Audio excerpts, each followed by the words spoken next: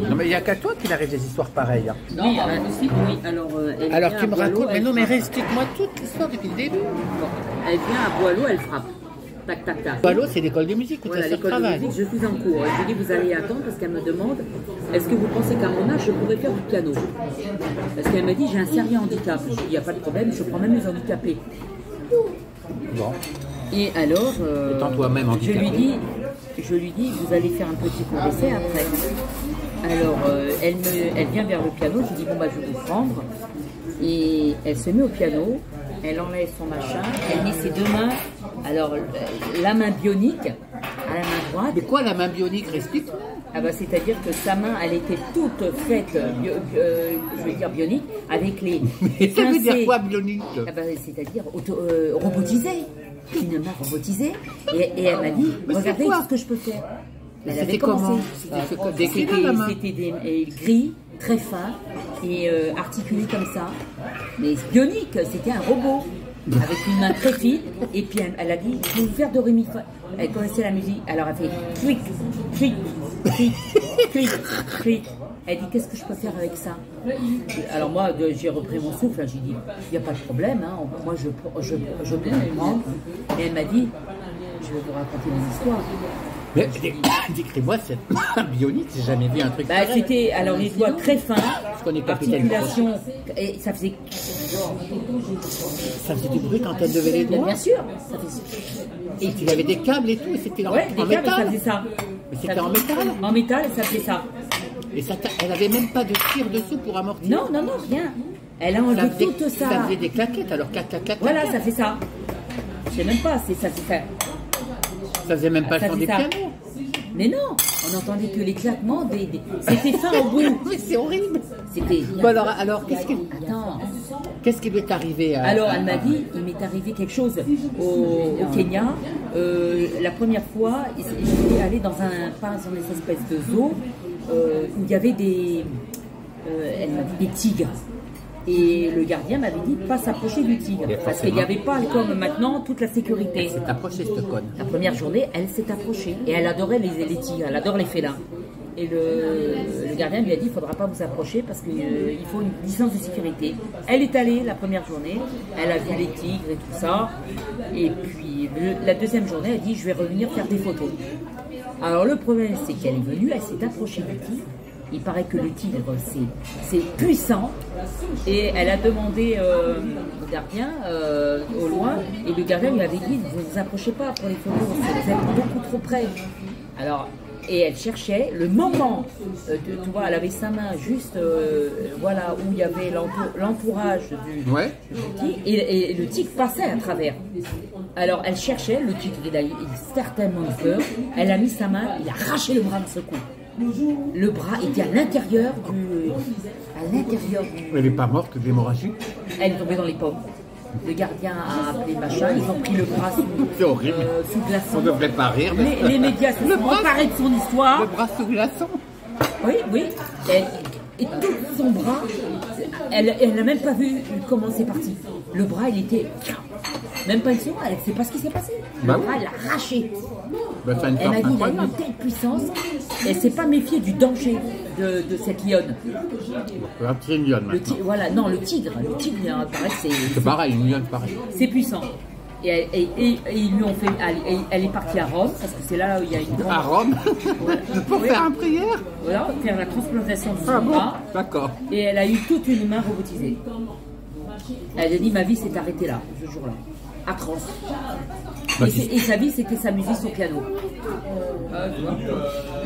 Elle a dit, les médias ont voulu s'emparer de mon histoire, mais j'ai pas voulu vendre mon histoire. Parce que c'est une affaire trop horrible pour que je puisse en reparler. Même 50 ans après. Bon, enfin, ça fait 4. Moi, c'était tout ça, tu vois, c'était... Bon, alors... Elle pouvait jouer qu'avec la main gauche. C'est ça. Tu vois, ça faisait ça. La deuxième histoire que je voudrais que tu me racontes, c'est l'histoire de cette fameuse chanteuse. Ah, la Cassadour, Ah bah oui, on était dans une soirée le 31. Alors celle qui faisait Paris-Préfaille, QVC sur voilà, le ciel. QVC, Paris-Préfaille, 5h, 535 km, QVC tous les jeudis. Hein, avec Paris-Préfaille. Et le problème, c'est Elle avait quel âge, madame? Hein? Elle avait quel âge? 78. Et alors le problème, ce qui s'est passé, c'est que la journée du 31, il y avait le maire et c'était au château de... Comment s'appelait ce château? Ah oui, il avait un nom de la tortillère ou un truc comme ça. De la tortillère. Ah oui, de la tartille. Par Tartiflette, c'est bien ce château. Non, moi, non. Non.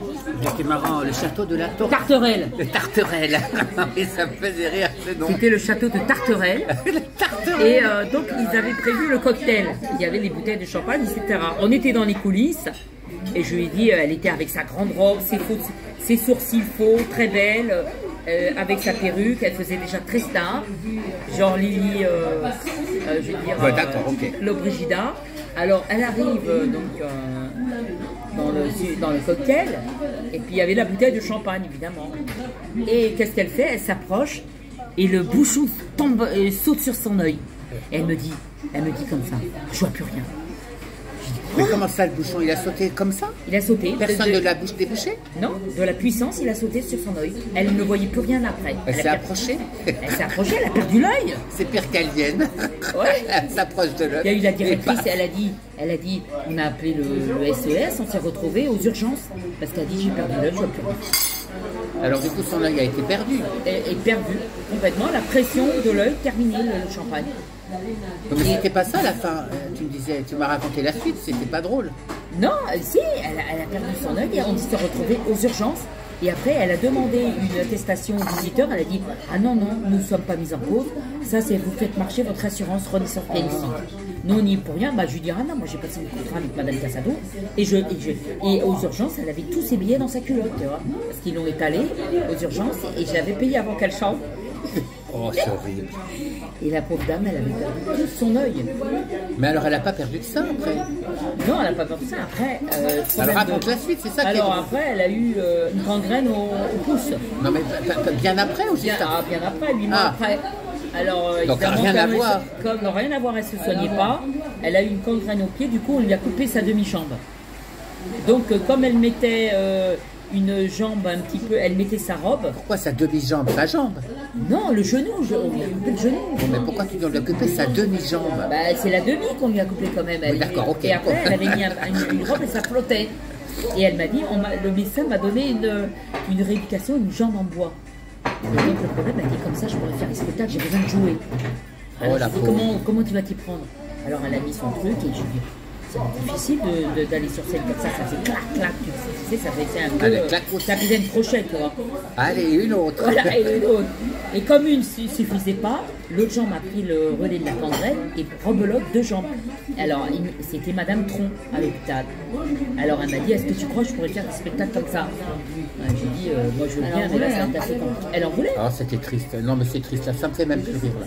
Non, c'est quand tu me racontes que tu la voyais, c'est parce que tu me disais, il y avait des jambes qui flottaient sur Bah oui, parce que moi j'allais la voir dans sa chambre, et bien quand elle s'asseyait sur sa chaîne, et bien elle mettait sa jambe et il y avait plus rien dessous. Le père il est allé jusqu'à la fin. Hein, c'était assez, ça faisait plus rire la gangrène. Ouais, ça fait la jambe qui flottait, tu me disais, la robe. C'est-à-dire que ça flottait sa robe. À cause du diabète. C'est-à-dire elle mettait un pantalon moulant, il n'y avait rien au bas. Là, mais voilà ce que c'est le mal manger. Voilà, mal manger, il y en a qui elle mettait un pantalon que sur les moignons alors et puis ça flottait en bas. Ouais, parce qu'il n'y avait pas d'aboutissant. Quoi, ton diabète? Il n'y avait pas d'aboutissant. C'est-à-dire qu'il n'y avait rien. Tu vois, ça c'était une film d'horreur. Oh la pauvre. Ah ouais, c'était pas drôle. Et elle disait, il faut que je chante. Tu m'auras encore des contrats. C'était horrible, hein. Et dans ma tête, j'ai dit non, je ne peux pas. Moi, ça me ferait de la peine quand même. Elle voulait chanter. Bah oui. Elle m'a dit, ma vie c'est le chant, je ne pourrais pas me plier sans chant. C'était sa vie. Ah ouais, c'est triste. Bon allez, c'était pas très drôle ça. Non, c'est pas très drôle. Tu l'as raconté plus drôle l'autre fois.